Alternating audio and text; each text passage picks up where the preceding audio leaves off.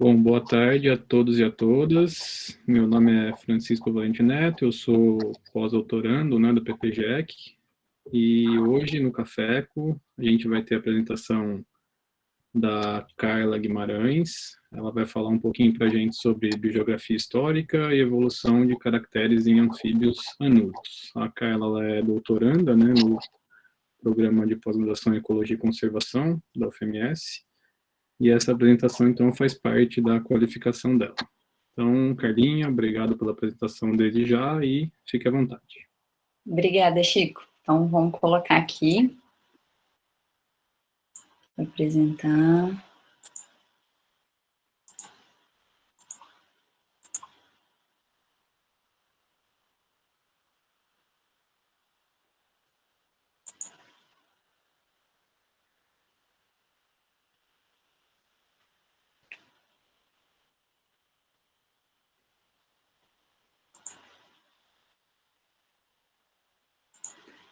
Chico, só confirma para mim se está aparecendo certinho a tela. Tá sim. Então tá, vou iniciar. Então, pessoal, boa tarde a todos. Nessa apresentação pública do meu exame de qualificação, aqui no Programa de Ecologia e Conservação da UFMS. Então, o tema é intitulado de Biogeografia Histórica e Evolução de Caracteres em Anfíbios Anuros. Aqui, para essa apresentação, eu optei por abordar esse tema com uma linguagem que seja mais acessível para quem não tem familiaridade com o assunto, ou às vezes não é da área. Então, meu nome é Carla, eu sou orientada pelo professor Diego José Santana e pela professora Sara Manja, e eu espero que vocês gostem dessa apresentação. Então, né, ao longo da minha apresentação, eu vou trazer para vocês conceitos e objetivos gerais, né, dentro desses temas da biogeografia histórica e da evolução de caracteres. Vou trazer uma série de exemplos para ilustrar estudos, né, com esse tema. Vou dar um panorama geral, né, de como nós desenvolvemos pesquisas, né, com esse assunto, um pouco das análises, né, os dados que são necessários para as análises, e aqui é onde que eu irei contextualizar, né, os meus artigos com os quais eu qualifiquei. Então, no final da apresentação, vou estar à disposição para tirar dúvidas para vocês. Então, vamos lá. Vou mudar de slide.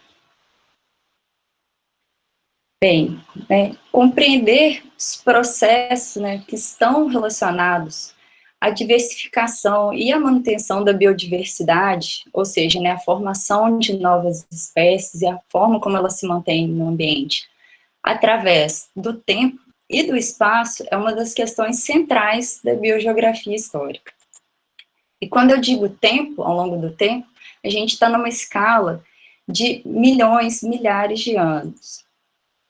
Então, a biogeografia, né, ela reconhece os padrões atuais de distribuição das espécies e ela compreende que isso é resultante, né, da interação de processos históricos, ou seja, eventos que ocorreram no passado, por exemplo, formações de barreiras, como montanhas, rios, vales, também oscilações climáticas, com a interação de processos ecológicos, que seriam a interação entre as espécies. Então, por exemplo, uma determinada espécie de animal que tem sua vida intimamente ligada com uma espécie de planta, então a distribuição delas podem estar correlacionadas.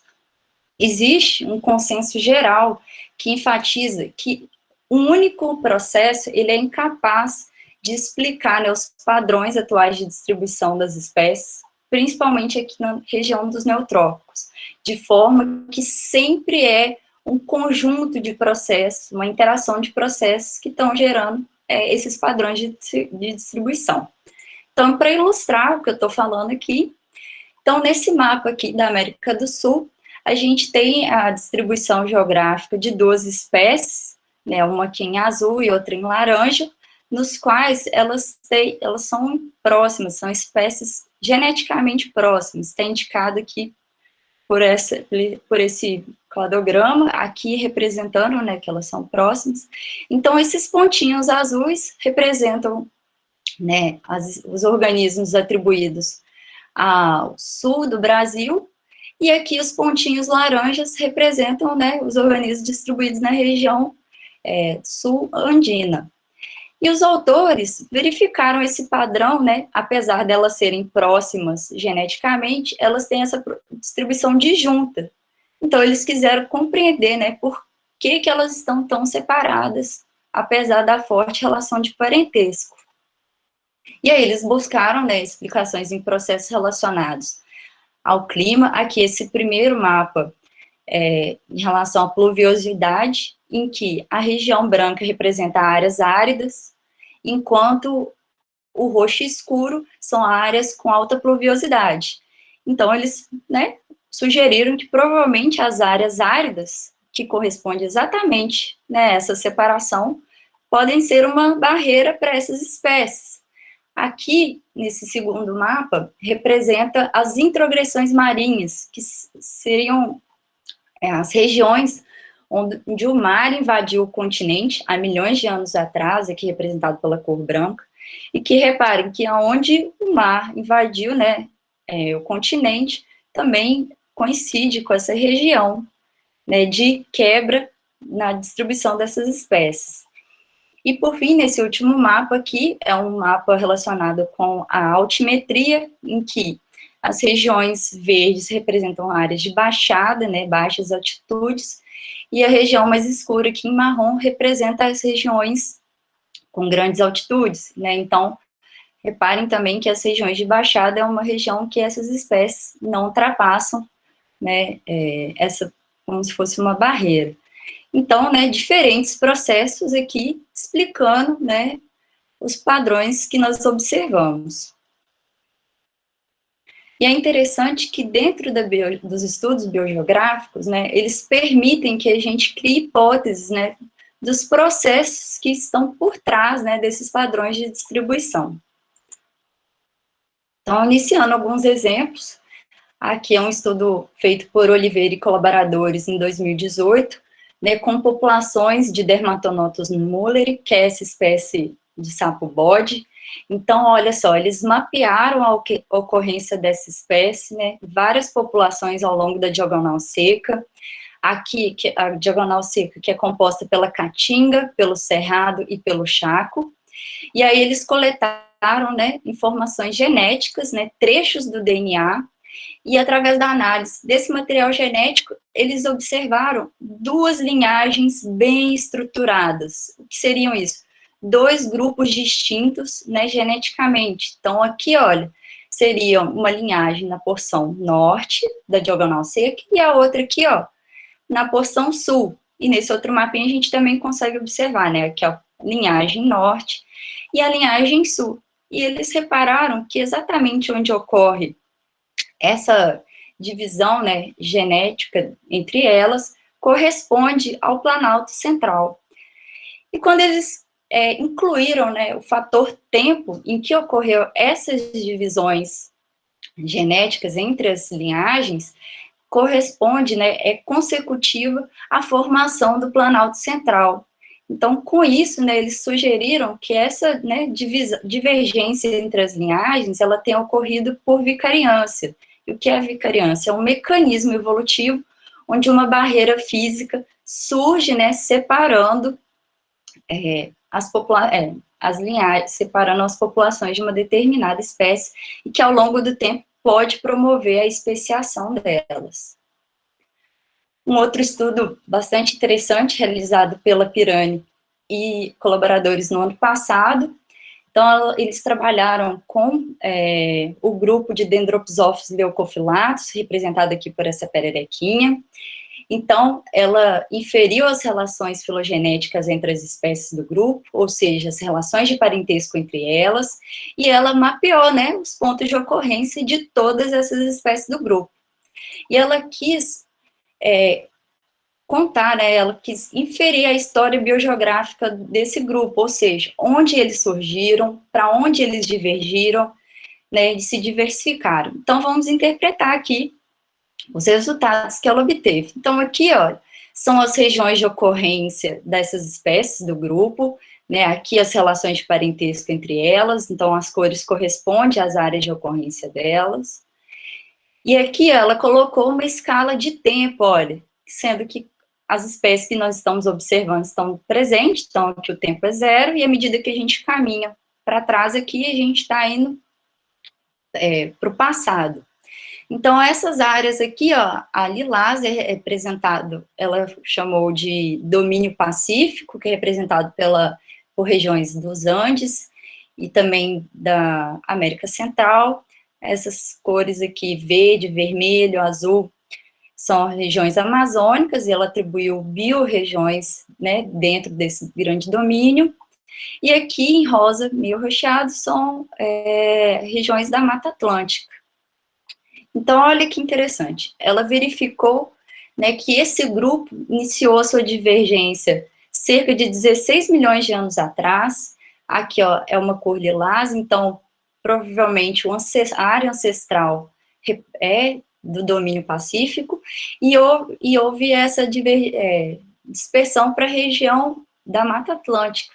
Mas como que isso foi possível? Então, milhões de anos atrás, quando havia conexões entre as florestas, né, tipo a Mata Atlântica e a Amazônia, foi possível nessa conexão, eles chamam de corredor sul, então permitiu essa primeira divergência, né, para as espécies da região da Mata Atlântica e as demais da região amazônica. No entanto, com a retração dessas florestas e a expansão da diagonal seca, né, formou-se uma barreira. Então, as espécies da Mata Atlântica se diversificaram isoladamente das demais.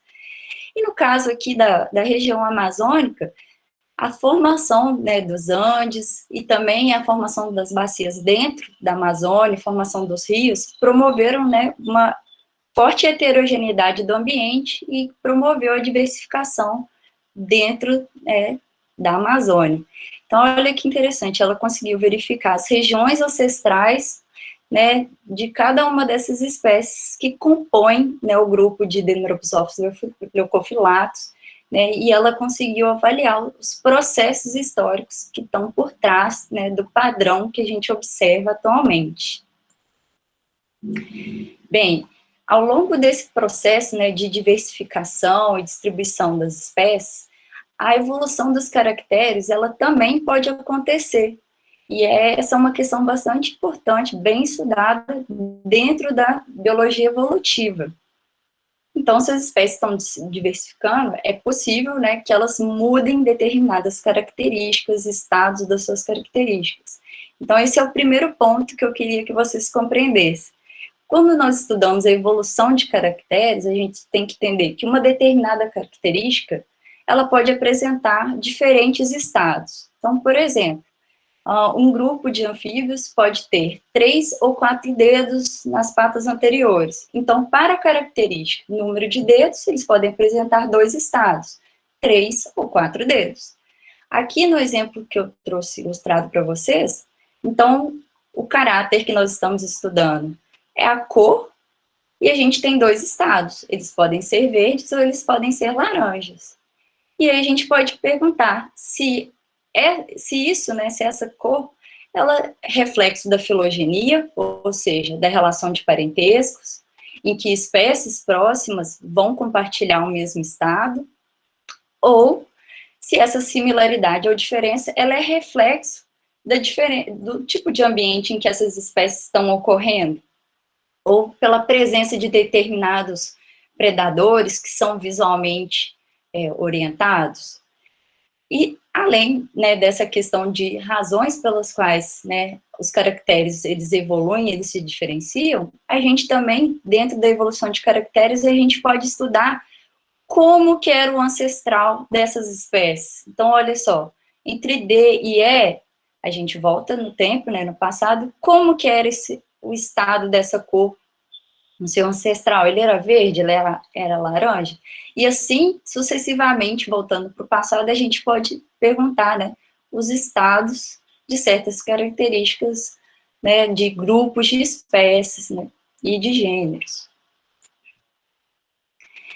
Então, ilustrando, né, trazendo exemplos dentro dessa temática de evolução de caracteres, um estudo realizado pela Condesi e colaboradores no ano passado, em que ela trabalhou, né, com as espécies de braquicéfalos, que são representados pelos sapos-pulgas e pelos pingos de ouro. Então, ela mapeou, né, o tamanho de todas as espécies atualmente reconhecidas e ela quis compreender, né, através dessa filogenia, da relação de parentesco, como que era o ancestral comum a todas essas espécies.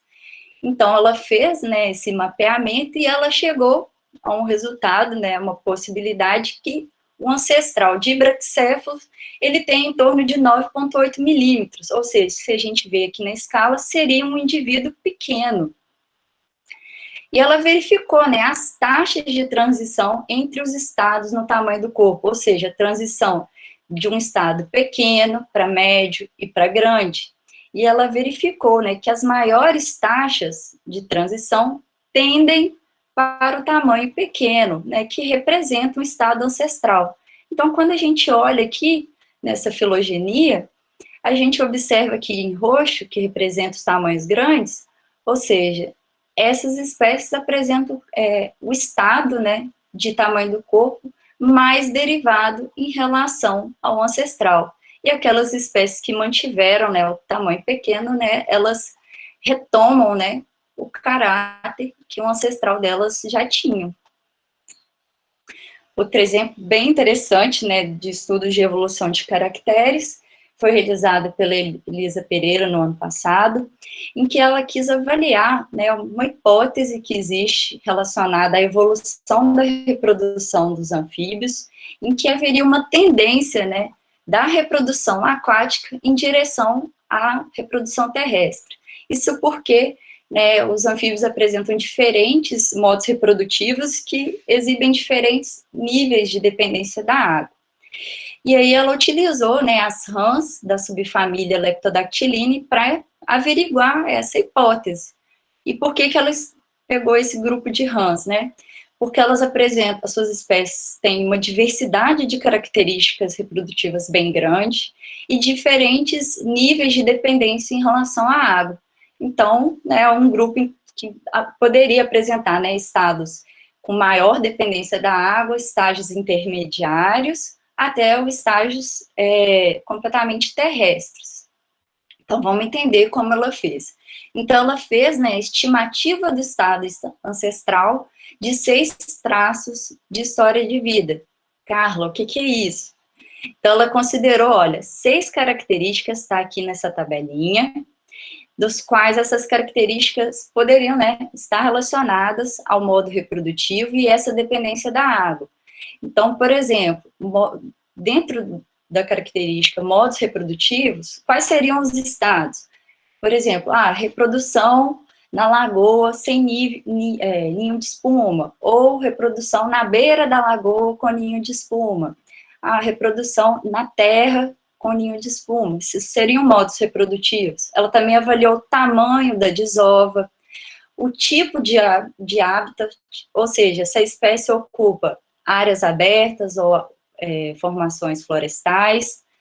Então, olha, nessa filogenia, à medida que a gente caminha para trás, né, nós estamos indo para o passado e para os ancestrais. Então, cada uma dessas bolinhas, olha, 1, 2, 3, 4, 5, 6, representa essas características. E reparem que elas são um gráfico de pizza, né, que representa a probabilidade dos estados. E quais foram os resultados, onde que ela chegou com essa análise? Bem, ela verificou que, embora haja mudanças, né, da reprodução aquática em direção à reprodução terrestre, ela observou na mesma frequência o inverso, ou seja, mudança da reprodução terrestre para a reprodução aquática. Então, como conclusão desse estudo, né, ela não encontrou evidências, né, de tendência à reprodução terrestre, né, dentro de Leptodactyline, ou seja, usando esse objeto de estudo, ela não conseguiu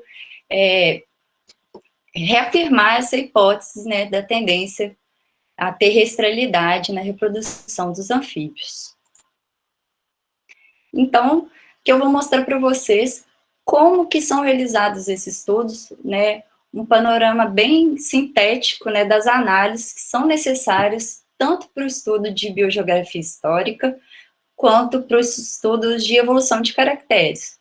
Então, o primeiro passo, a gente precisa realizar análises filogenéticas e de tempo de divergência, que seriam nada mais do que estimar as relações de parentesco entre as espécies, ou seja, quem é irmão de quem, e inserir o fator tempo para nós conhecermos quando essas divergências ocorreram, quando que essas especiações ocorreram ao longo do tempo.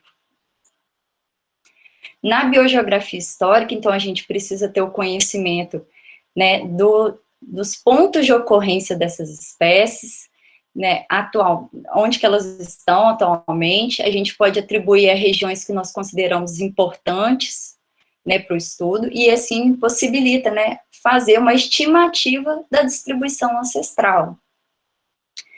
E, por fim, né, análises filogenéticas comparativas, que está relacionada à evolução dos estados, das características, em que a gente possibilita, né, estimar o estado ancestral de cada característica, e também a gente pode realizar testes de evolução correlacionada entre caracteres.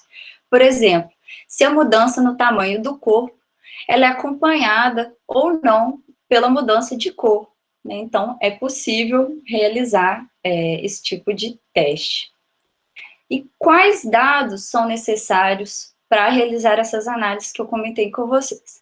Então, aqui, né, tem a lista das espécies que são investigadas. Para cada uma delas, nós precisamos de dados da distribuição geográfica, né, os pontos, as coordenadas. Nós podemos também coletar dados relacionados à altitude que essas espécies ocorrem, se isso for importante para o seu estudo, né, atribuir ecorregiões ou biomas. Para as características, então aqui nesse exemplo, o trabalho da Condesa, ela quis avaliar a evolução da cor do corpo, então ela atribuiu A1 aos indivíduos que são amarelo e 0 aos indivíduos marrons. E ela também, como ela quis investigar questões relacionadas ao esqueleto, ela codificou esses dados numa grande tabela. Então, a gente forma uma grande matriz de dados geográficos e também de características dos organismos. E, mais importante, né, então, para cada uma das espécies, para cada ponto de ocorrência, ela também produziu informações relacionadas aos dados genéticos dessas espécies. Então, você pode trabalhar com genômica, ou você pode trabalhar com trechos de DNA, que seriam os genes, né? Aqui no caso dela, ela trabalhou com 16S, com 12S e CIT-B. Então, é nesse contexto aqui, né, de dados, que eu vou inserir os artigos, né, que eu publiquei, né, que são trabalhos de descrição de espécies, e que isso tem a ver com biogeografia histórica e evolução de caracteres.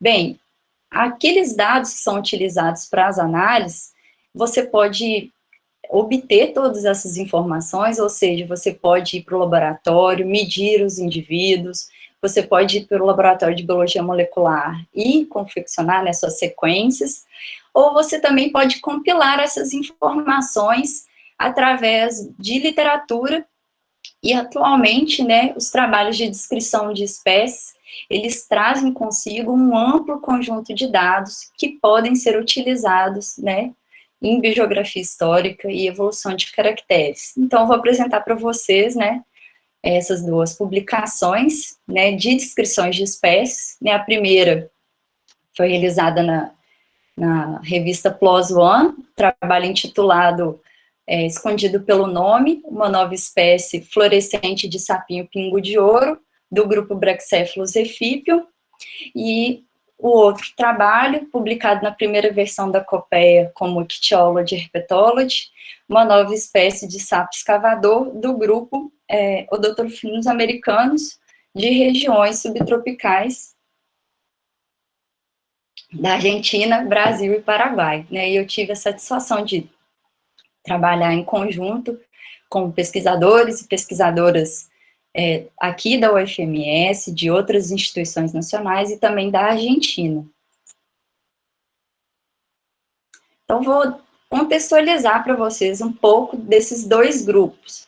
De maneira geral, ambos são considerados taxonomicamente problemáticos, isso porque as suas espécies, elas têm uma grande similaridade morfológica, então vocês podem ver aqui alguns indivíduos, eles são bem parecidos entre si. No caso de Brachycephalus efípio, desse grupo, as espécies, né, elas sofreram um forte processo de miniaturização, ou seja, são espécies pequenas, né, eles estão entre os menores vertebrados terrestres, eles apresentam essa coloração alaranjada, que é aposemática, é chamativa. Eles também sofreram um processo de hiperossificação do esqueleto, então eles apresentam aqui, olha, placas ósseas dorsais, também no crânio. Eles são endêmicos da Mata Atlântica, e muitos estudos têm revelado que eles têm uma forte relação com áreas montanhosas, né, sendo considerados microendêmicos dessas regiões. Já dentro do grupo Odontophrynos americanos, é um grupo pequeno. No caso de Brachycephalus efípio, são 12 espécies. Aqui em Odontophrynos americanos são 5, sendo que uma delas, que é o Odontophrynos americanos, é uma espécie tetraploide, ou seja, ela possui 4 conjuntos cromossomais, e eu vou mostrar para vocês, ilustrar o que é exatamente. E as demais espécies desse grupo são diploide, tem apenas 2 conjuntos de cromossomos.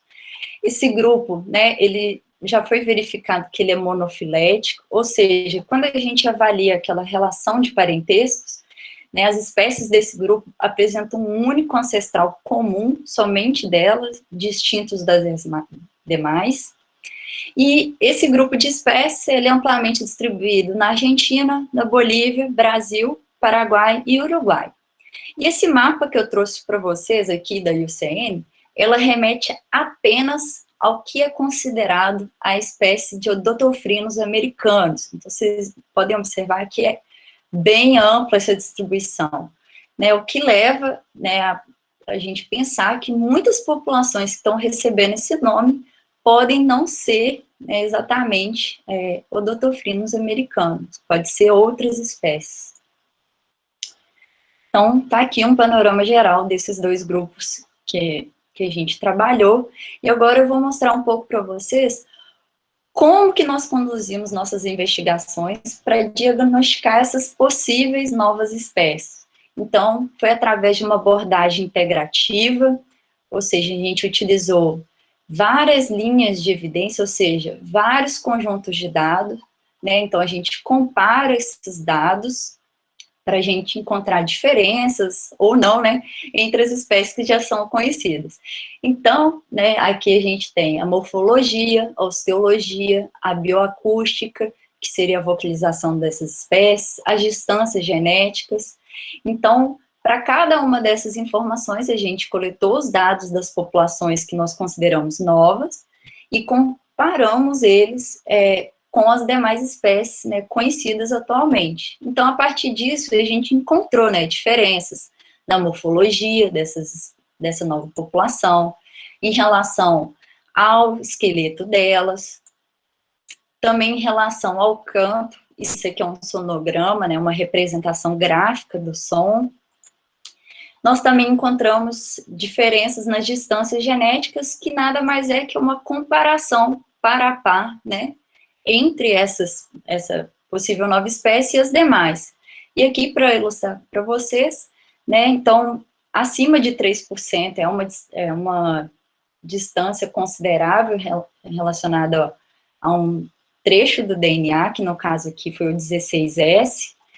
Por exemplo, Brachycephalus margaritatus, né, apesar de apresentar uma baixa distância genética, ou seja, ela tem uma alta similaridade com essa nova população de Brachycephalus, ela apresentou grandes diferenças relacionadas ao esqueleto e também ao canto. Já aqui para Odontophrynos americanos, né, dentro desse grupo, né, as nossas populações estudadas, elas apresentaram já maiores distâncias genéticas.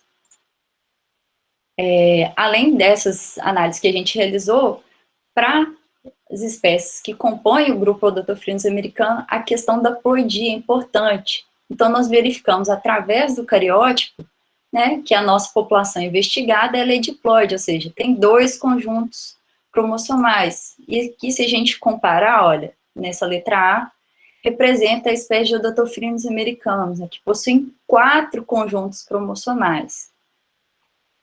Outra forma da gente avaliar essa ploidia também foi através da proporção do núcleo das células sanguíneas, né, dos eritrócitos, em que, quando o núcleo é bem pequeno, né, em relação à célula, a gente considera que o indivíduo é diploide, e quando o núcleo, né, ele é bem grande, né, até para abarcar, né, esses 4 conjuntos cromossomais, então, proporcionalmente, ele é muito grande em relação à célula, é considerado tetraploide. Então, aqui a gente conseguiu diagnosticar, né, as espécies estudadas, né, populações, como sendo diploide. E aqui, né, uma inferência filogenética de relação de parentesco entre as espécies de Odontophrinus. Então, aqui, ó, em cima, está referindo apenas às espécies do grupo americanos. Aqui em vermelho, remete a todos os indivíduos que nós atribuímos à nova população. Reparem que todas elas formam um único clado, olha, com um único ancestral comum compartilhado entre elas, né, com um valor de suporte bom, e que difere das demais espécies do grupo americanos. Então, com base, né, nessas linhas de evidência e nas diferenças que nós encontramos para cada uma dessas características, então nós chegamos, né, à conclusão, né, que essas populações investigadas, elas são uma nova entidade para a ciência, né, representam novas espécies que são distintas, né, das outras espécies do seu grupo. Então, vou apresentar aqui para vocês, né, Brachycephalus rothenberg, espécie nova. Repare que dentro da listagem, né, de populações que nós trabalhamos, várias delas eram atribuídas ao nome de Brachycephalus efipium, e que a gente, então, reconheceu como sendo da nova espécie. Aqui apresento para vocês o Odontophrinus reigi, espécie nova. Então, várias das populações que nós avaliamos, né, que a gente estudou, cada uma daquelas informações, eram atribuídas, olha, ao nome de Odontophrinus americanos, e que agora nós reconhecemos como sendo uma nova espécie. Além dessas informações, né, a gente também compilou as informações relacionadas à distribuição geográfica dessa nova espécie. Então, aqui no mapa, os pontinhos brancos remetem às populações de Brachycephalus rothenberg, né, ela está aqui localizada, está concentrada aqui na porção sul da Serra da Mantiqueira, e aqui são as demais espécies do grupo Efipium. Aqui, essa estrelinha está pequenininha aqui, remete à localidade tipo, né, no distrito de São Francisco Xavier, no estado de São Paulo. Além dessas informações, né, de distribuição geográfica, a gente também compilou informações sobre a estrutura da vegetação onde que essa espécie ocorre, né, a serrapilheira. Nós observamos comportamentos relacionados à reprodução. Aqui é uma foto de um casal com um amplexo ignal. A gente também observou comportamentos defensivos, né, que é esse comportamento de abrir a boca. E também uma informação legal que a gente obteve foi que as placas ósseas, elas respondem, né, à luz UV. Já para Odontophrinus reis, né, então esse aqui é um mapa de distribuição da nova espécie, são todos esses pontinhos amarelos. Aqui essa estrelinha vermelha é a localidade tipo, que remete a Guarupá, em Misiones. Então, repare que a distribuição dessa nova espécie está bem associada a ambientes abertos, né, um cerrado, ao Chaco, também tem um pouco aqui de distribuição na região da Mata de Araucárias. E aqui do lado a gente tem um ambiente típico, né, que essa espécie ocorre, que são lagoas temporárias, né, nós observamos que o Dotophrynus regia é uma espécie com comportamento explosivo, ou seja, ele é oportunista em relação às chuvas, então eles aproveitam da formação dessas poças para se reproduzir. Bem, então, os trabalhos de descrição de espécie, né, além da sua importância primária, né, para o conhecimento da nossa biodiversidade, elas trazem consigo, né, um amplo conjunto de dados, né, como eu mostrei para vocês, né, associados à morfologia, aos ambientes que elas ocorrem, osteologia, informações genéticas, e todos esses dados, né, eles podem ser utilizados em estudos de biogeografia histórica e evolução de caracteres, né, e tudo isso que eu trouxe para vocês tem a ver, né, com o meu projeto, né, a minha pesquisa no meu doutorado, onde eu trabalho com o gênero Proceratophilus, aqui representado por essas duas espécies, né, além de investigar a relação de parentesco entre essas espécies, né, aqui também trouxe o Dotophrynus americano, Carvalho, que é um grupo irmão, né, dos Proceratophilus. Eu busco também compreender a evolução de determinados caracteres, né, por exemplo, né, o surgimento dos apêndices palpebrais, né, existem espécies com e espécies sem essa característica, esse estado. Aqui eu indiquei para vocês, na filogenia, né, a ocorrência dos apêndices palpebrais, então vocês podem ver que é uma característica que surgiu mais de uma vez dentro do gênero, né, ao longo do tempo, e eu busco também investigar a evolução desses caracteres relacionados ao ambiente em que essas espécies ocorrem. Então, de maneira geral, eu busco reconhecer, né, os padrões de distribuição do gênero, assim como os processos, né, históricos e ecológicos, né, que contam a história de Proceratophilus. Então é isso, gente. Queria agradecer todo mundo que está aí me assistindo, agradeço a CAPES, ao programa de pós, ao FMS, né, ao Laboratório Mapiguari, que super me dá apoio, as coleções científicas pelos materiais cedidos, né, aos colaboradores de diferentes instituições, né, ao Café por esse espaço, e é isso, gente, muito obrigada. Se alguém tiver dúvida, estou aqui à disposição.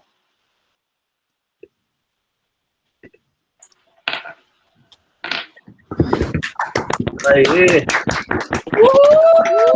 Isso aí, Carlinha. Obrigada. Obrigado, Carlinha, pela excelente palestra. Pessoal, se alguém tiver dúvida, comentário, a Carlinha está aí à disposição. Obrigada, gente.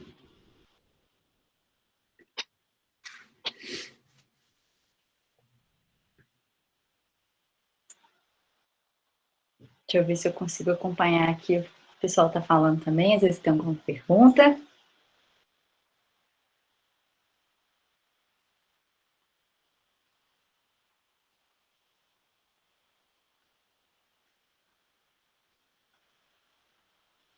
Obrigada pelas parabenizações, pessoal.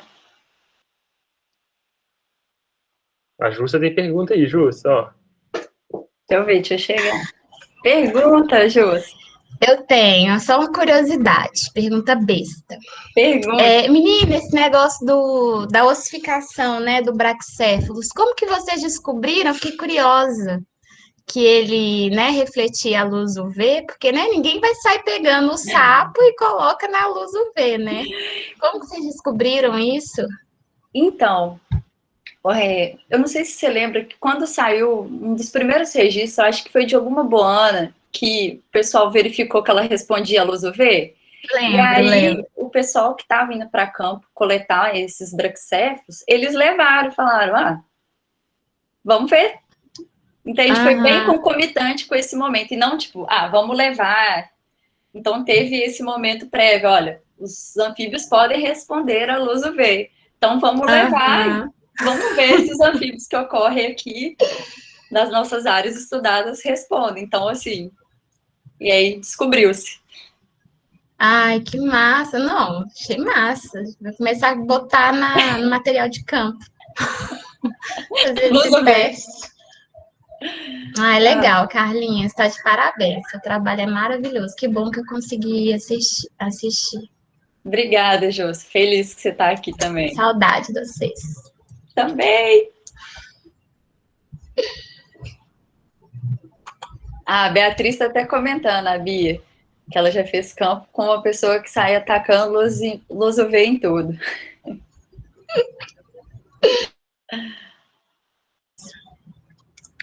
Pra quem tem medo de escorpião. Oi? Quem tem medo de escorpião, fica procurando escorpião com luz UV. Nossa. Ah Ô, lá. Carlinha, e você escolheu essas duas espécies porque já tem, né? Porque você já tem trabalhado com ela, então facilita, né? Ou foi essas espécies aí que você mostrou? Foram trabalhos que aconteceram ao longo do doutorado, né? Foram oportunidades, não que foi um foco, assim, vou fazer esses trabalhos. Surgiu a oportunidade e foi muito bom. Eu estava quase esquecendo de comentar, né, que esses trabalhos contribuíram muito no meu processo científico, principalmente relacionado aos dados moleculares, né, que anteriormente eu não tinha tido contato para trabalhar.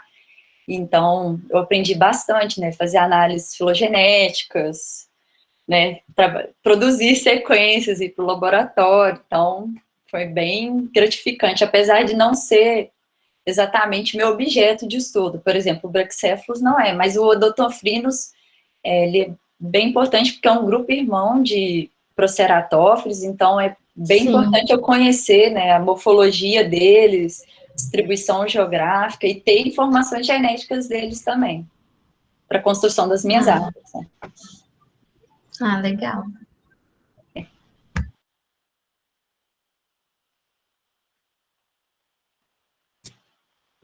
Gente, não precisa ficar tímido, pode perguntar. Todo mundo tímido. Vou só elogiar, Carlinha. Ficou muito boa a apresentação. Os slides, o jeito que você falou. Você treinou com a gente aquele dia e hoje foi melhor ainda. Foi uma aula, assim, sabe? Legal que isso está gravado, que certamente eu vou indicar sempre para vários alunos que quiserem entender do assunto. Não só com o sapo, mas sobre o que o método faz, né? E para quem é de fora aí, não está aí ainda, né, gente? A qualificação da ecologia aqui, os artigos não, teoricamente, precisam ser do doutorado da pessoa. Ela precisa ter 2 artigos para qualificar. Então, ela tinha esses 2 artigos, vamos qualificar então, que está na hora, né? Então, assim, não necessariamente são os artigos do doc dela, Justo, por isso. Mas aí, felizmente, tá. E aí, felizmente, sim, tem uma certa conexão, né? E é legal isso também, que é um treinamento bem legal para a Carlinha também. Tá aí. Não sai da bandeira que faz sequência de Proceratófilos agora. Mas qualifica sobre o assunto, né, do seu doutorado, às vezes pode não ter a ver. Não, pode não ter a ver, pode ser só com 2 artigos. Olha, que Eu quis presentear a gente com a apresentação. Eu quis aproveitar e tentar fazer uma conexão, porque tem muito a ver com o que eu faço, né? Eu não só obtenho os meus dados, né? Vou para o laboratório, olho o bicho, faço sequência, como eu aproveito muito de informações de literatura, principalmente de descrição de espécie. Então, tem bicho que eu não tenho acesso, eu vou olhar o que está no trabalho e aí eu compilo, né, os dados que eu preciso. Ai, que interessante. E não tem um tempo para você qualificar, assim? Eu acho que 6 meses antes de eu defender alguma coisa assim, o Chico pode confirmar. Eu acho que é isso, mas também não tem a... Eu acho que é um período, um semestre antes. Até 6 meses antes, pode ser, né? Eu qualifiquei com 9 meses, gente, depois que eu cheguei, quase tive um treco. Faço ideia, Jus. Mas ficou ótimo, adorei. Eu não sou da área, né, de biogeografia. Minha experiência foi só com Renatinha mesmo, então aquela parte ali já tinha visto.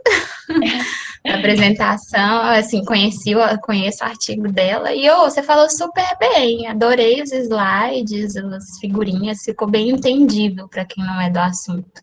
Ai, que bom, Jus. Então, consegui atingir meu objetivo. Isso é importante.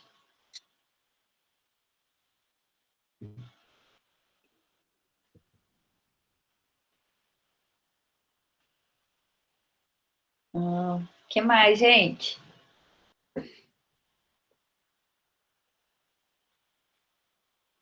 Agora é sexta, pode beber cerveja já, né? Já tá na hora. Ó, celebrar minha qualificação, né, gente? Por Já tá na favor. geladeira, Carlinha.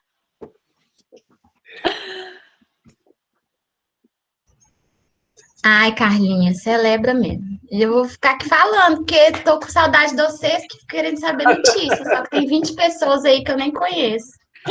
Eu tenho que voltar pro meu trabalho. Você tem que vir visitar Mas tem nós, que Jus. comemorar. Oi? Você tem que vir aqui visitar nós. É verdade? Uai, a pandemia não deixou, né? Eu vou então defender esse doutorado. Aí vou fazer Vou visitar todo mundo aí. Quero conhecer também. Muito bem. Isso mesmo. Devidamente imunizada. Isso mesmo, Ju. Senão vai ser ótimo. Mas tô morrendo de saudade de todo mundo. Quem, né? Tem que encontrar aí.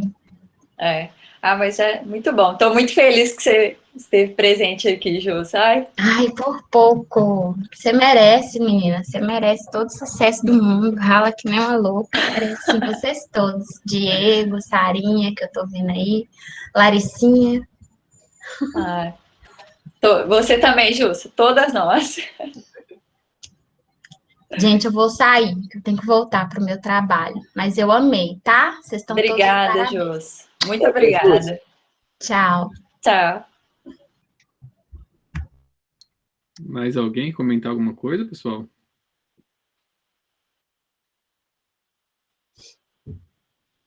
A aula da Carlinha foi tão boa que ninguém quis falar nada, tá vendo?